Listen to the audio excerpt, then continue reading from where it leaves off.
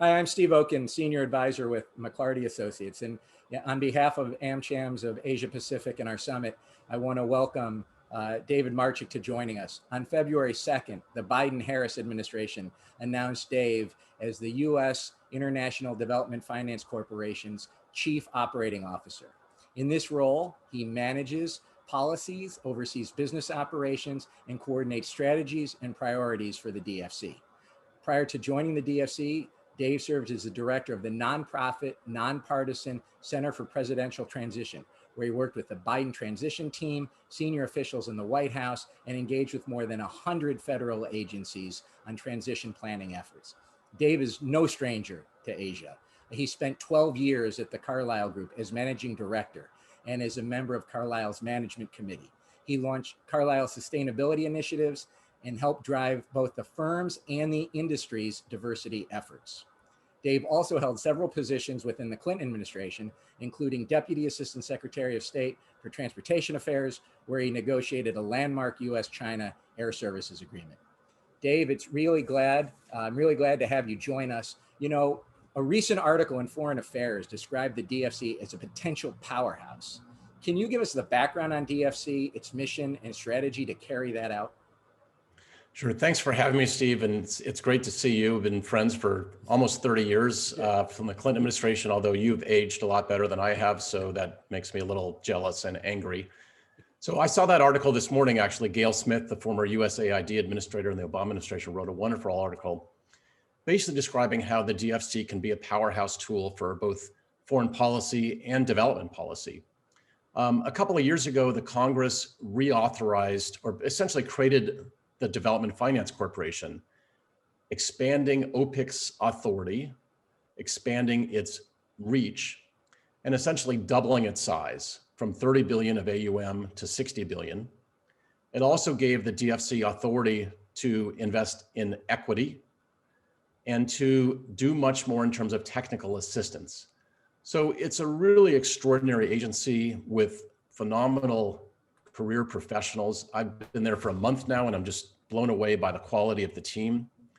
And we can do just a variety of activities, from loans to direct equity, to fund investments, to political risk and other types of insurance, to technical assistance, to help drive private sector growth around the world in developing countries, and to help expand America's reach through private sector activity and essentially non-coercive development, which is a very powerful tool to drive sustainable growth. Well, maybe let's start with the broader question first. So how does this fit within the broader Biden-Harris administration approach to foreign policy, and in particular approach to Asia Pacific and our region here in Southeast Asia? So President Biden recently said that when he talked about economic development and our development strategy, that he basically said that it creates new markets for products and reduces the likelihood of instability, violence, and mass migration. So what we do as America's development bank is essentially a very, very powerful tool for economic development and our foreign policy. And Asia, the Indo-Pacific, it's just a huge priority for us. It's perhaps one of the top priorities for our activity. We want to significantly expand our presence. We've already started working with ASEAN countries. We're very active in India. We can get into the numbers, but it's a very, very powerful tool to help those countries drive development, economic growth, and to move up the income stream, to earn more money, to have better livelihoods, to have more secure futures, to have better healthcare. And that's a very, very powerful tool for the United States of America.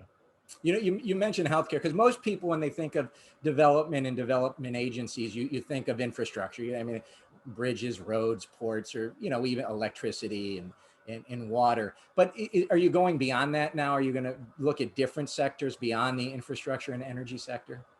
We are. Our priorities include climate, and we define climate very broadly, not just mitigation strategies, which is what people think of in terms of wind farms and solar and other non-carbon infrastructure, but also adaptation.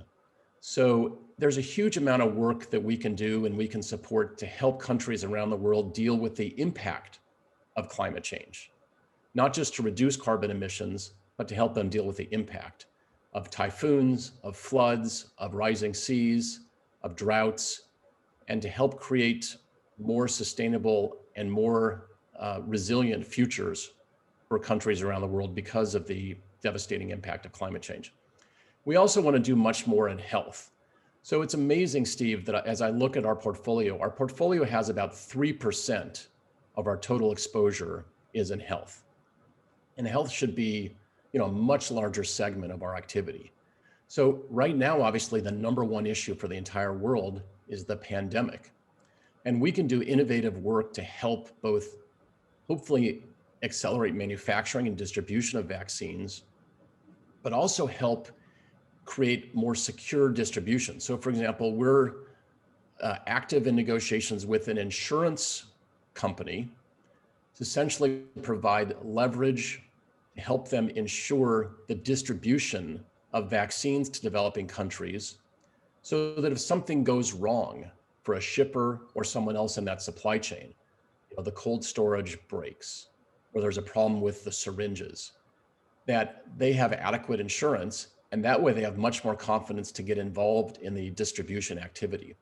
And so we're also very focused on expanding diagnostics, expanding rural health, and helping countries all over the developing world have more secure healthcare systems to help their people.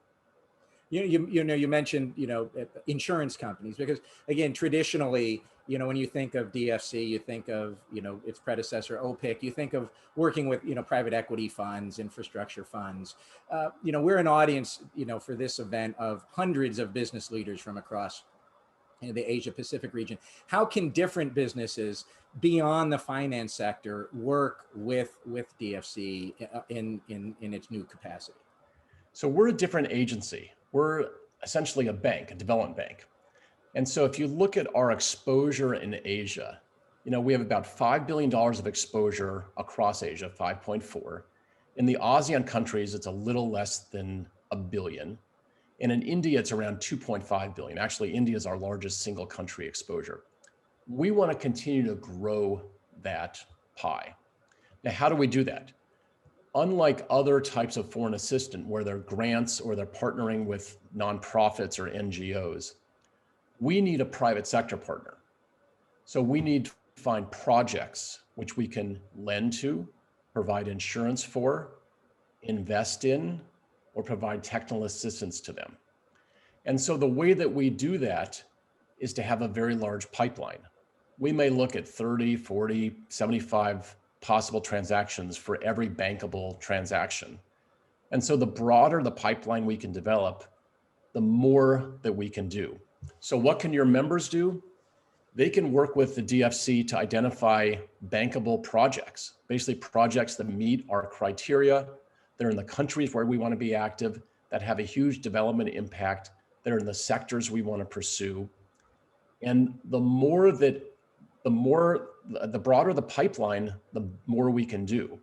And so for all of your members, if they're active in the ASEAN countries, in India, in other parts of the Indo-Pacific, and they need financing, please have them call us. We do have people on the ground in Thailand, in Singapore, in India, and soon to be Indonesia.